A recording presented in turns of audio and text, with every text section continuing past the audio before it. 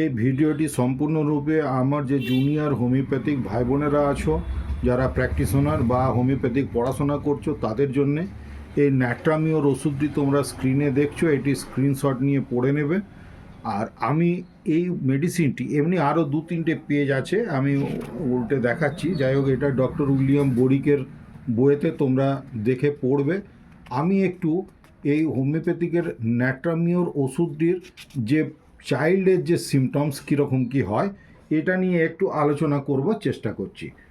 Natrum mur ওষুধটি তোমরা অনেকেই জানো, এইটি কিন্তু আমাদের কমন সল্ট থেকে তৈরি হয়, অর্থাৎ আমরা যে বাড়িতে নুন ব্যবহার করি সেইটিকে পোটেন্টাইজ করে কিন্তু এটি তৈরি করা হয়, পোটেন্টাইজ ফর্মে আমরা ব্যবহার করি। যাই হোক, আমি টপিক্সে আসি।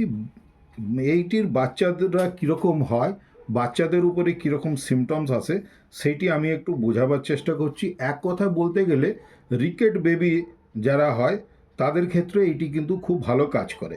এবারে রিকেট বেবিটি কেমন হবে সেইটি আমি একটু বর্ণনা দেওয়ার চেষ্টা করছি। Look of baby pale, anaemic, weak and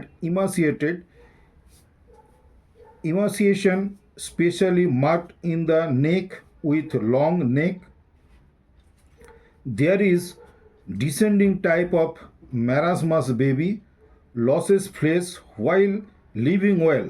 অর্থাৎ এইটি বাচ্চারা অ্যানিমিক হবে, খুবই তাদের ফ্যাকাসের মতন দেখতে হবে, খুবই পাতলা দুবলা, এবং ঘাড়ের কাছটি নেক রিজিয়নটি খুবই বেশি পাতলা হবে, এবং ম্যারাসমাসটি যেন ওপরের থেকে নিচের দিকে নামছে, এটি ডাউনওয়ার্ডস ডিসেন্ডিং টাইপ বলা হয়েছে। আর loses flesh while living well, অর্থাৎ খুব ভালো খাওয়া দাওয়া সত্ত্বেও কিন্তু সেই বাচ্চাটি কিন্তু শরীর ক্রমাগত দুর্বল হতে থাকে। রিলেশন উইথ হিট কোল্ড যদি বলা হয় তাহলে এটি কিন্তু hot baby. Yet the child has great liability to catch cold with frequent sneezing and watering of the nose, অর্থাৎ যদিও বাচ্চাটির ক্ষেত্রে এমন হবে যে খুব তাড়াতাড়ি কিন্তু তার সর্দি হয়ে যায় এবং নাক দিয়ে জল পড়তে থাকে, এই সিমটমসটি থাকা সত্ত্বেও কিন্তু পেশেন্ট কিন্তু হট বেবি এটিকে বলা হয়েছে। মডালিটিস যদি বলা হয়, এখানে the baby very much cross irritable even when kindly spoken to, cries from the slightest cause, the child gets into a passion about trifles, especially when consoled. Consolation aggravates all troubles. তাহলে কি হচ্ছে না, এই বেবিটি কি হচ্ছে যে খুব irritable হবে, এবং তাকে যদি আলতো করে আস্তে ভালোবেসেও কোনো কথা বলা হয় তাতেও সে কিন্তু কান্নাকাটি করতে পারে। যে কোনো অল্প সামান্য কারণেও সে কান্নাকাটি করতে পারে বা করে। আর এর ক্ষেত্রে এরকম হয় যে খুব সামান্য কিছু জিনিস, হয়তো সামান্য কোনো খেলনা, এই জাতীয় জিনিসের জন্য কিন্তু সে খুব প্যাশনেট হয়ে যায় এবং সেই জন্যও সে কান্নাকাটি করে।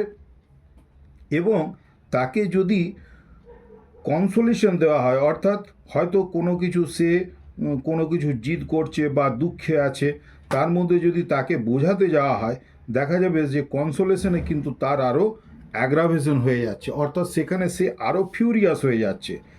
ডিজায়ার অ্যান্ড অ্যাভারশন, এইখানে কিন্তু বলা হচ্ছে ন্যাট্রামিওরের বেবির ক্ষেত্রে এর একটা সল্টের ক্রেভিং, এটা ন্যাট্রামিওরের সম্পূর্ণ ওষুধটির মধ্যেই ন্যাট্রামিওরের হচ্ছে সল্টের ক্রেভিং একটি মেন সিমটমস, গাইডিং সিমটমস আমাদের জন্য এটি দেখা যায়।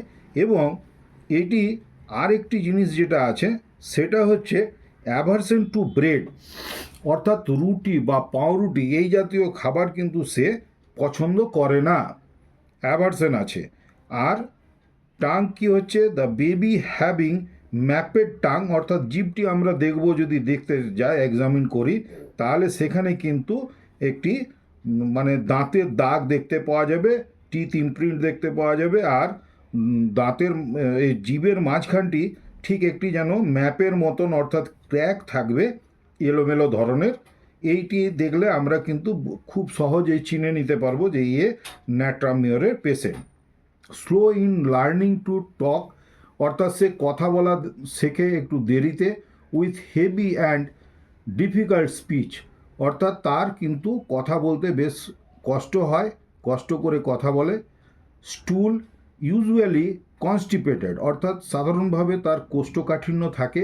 Urine, there is involuntary urination while কাফিং, sneezing and লাফিং, অর্থাৎ এই পেশেন্টের ক্ষেত্রে কিন্তু দেখা যাবে যে তার অজান্তেই ইউরিনেশন হয়ে যেতে পারে, অর্থাৎ প্রস্রাব বেরিয়ে আসতে পারে যখন সে কাশবে, হাঁচি দেবে বা হাসতে গেলেও তার কিন্তু এরকম হয়ে যেতে পারে যে তার হয়তো কাপড় খারাপ হয়ে গেল, কাপড় ভিজে গেল। মডালিটিসের ক্ষেত্রে বলতে গেলে aggravation from taking excessive salt, অর্থাৎ নুন খেলে কিন্তু বাড়ে। অ্যান্ড হিট অফ সান, অর্থাৎ যদি সূর্যের তাপ পায়, সূর্যের আলোয় বেরোলে তার কিন্তু যে কোনো কমপ্লেন খুব একটু বেড়ে যায়।